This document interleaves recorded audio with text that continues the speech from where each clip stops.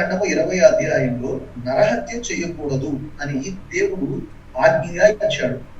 కానీ ఇజ్రాయెల్ వారి యొక్క ప్రయాణంలో చాలా మందిని చంపే అవసరం కలిగింది కదా. మరి వారందరూ చాలా మందిని చంపారు కదా. ఈ విషయాన్ని నాకు దయచేసి అర్థమేరుకున్నాను. నరహత్య అన్న దానికిను అధికారపూర్వకంగా హత్య చేయడానికి తేడా ఉంది. అధికారపూర్వకంగా హత్య చేయటం దాన్ని హత్య అనరు, దాన్ని చంపటం అంటారు. అది చంపటం, ఇది హత్య.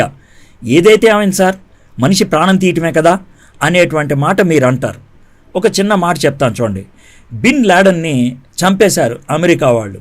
ప్రపంచంలో బిన్ లాడన్ వ్యతిరేకస్తులంతా కూడా అమ్మయ్యా అని అనుకున్నారు.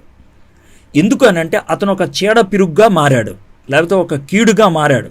అందుకనే ఒక ప్రభుత్వం తీసుకున్నటువంటి నిర్ణయం అతన్ని చంపేయాలి అనేటువంటి మాట. ఇప్పుడు చాలామందిని ఉరితీస్తూ ఉంటారు, అర్థమైందా? మొన్న ఈ మధ్యనే ఒక అమ్మాయిని పాడు చేశారని కొంతమందిని ఉరి తీశారు, అర్థమైందా? ఈ ఉరి తీసినప్పుడు చాలామంది ఏమన్నారంటే ఇప్పుడు న్యాయం జరిగింది అని అన్నారు. ఇది ప్రభుత్వం తీసుకున్నటువంటి నిర్ణయం, ఒక గుంపు తీసుకున్నటువంటి నిర్ణయం, ఒక వ్యక్తి తీసుకున్నటువంటి నిర్ణయం కాదు.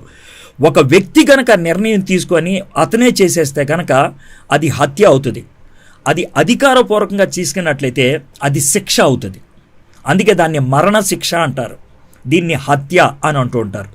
మన ఇంట్లో దొంగోడు పడితే అతనికి రక్తం వచ్చినట్లు కొడితే కనుక దొంగోడిని లోనేస్తారు, కానీ తనని రక్తం వచ్చినట్లు కొట్టినందుకు మనకి జరిమానా వేస్తారు.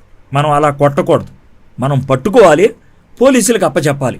మరి పోలీసులు కొట్టచ్చా? వాళ్ళు అధికారపూర్వకంగా చేయొచ్చు, ఏ స్థాయి దాకా వెళ్ళాలో ఆ స్థాయికి దాకేది. కాబట్టి ఇశ్రాయేలీలు దారిలో శత్రువుని చంపడం అనేది అది నరహత్య కాదు, అర్థమైందా? అది ఒక దేశ కాపుదల కోసం చేసినటువంటి పని, ఒక జాతి కాపుదల కోసం చేసినటువంటి పని, అది రాజుగారి యొక్క నియామకాలను బట్టి చేసినటువంటి పని. కాబట్టి అది ఒక వ్యక్తికి ఆపాదించడానికి వీలు లేదు. అది సార్. ఇప్పుడు కూడా ఇప్పుడు ఆధునిక ప్రపంచంలో కొన్ని దేశాల్లో అర్థమైంది యథార్థమైనటువంటి పద్ధతిలో శిక్షను అవలంబిస్తూ ఉంటారు, శిక్షను ఇస్తూ ఉంటారు, అర్థమైందా? దాన్ని తప్పు పట్టరు. ఒకవేళ అన్యాయంగా శిక్షిస్తే తప్పు పడతారు, కానీ అర్థమైందా శిక్ష అనేది తప్పు అని మాత్రం అనలేరు.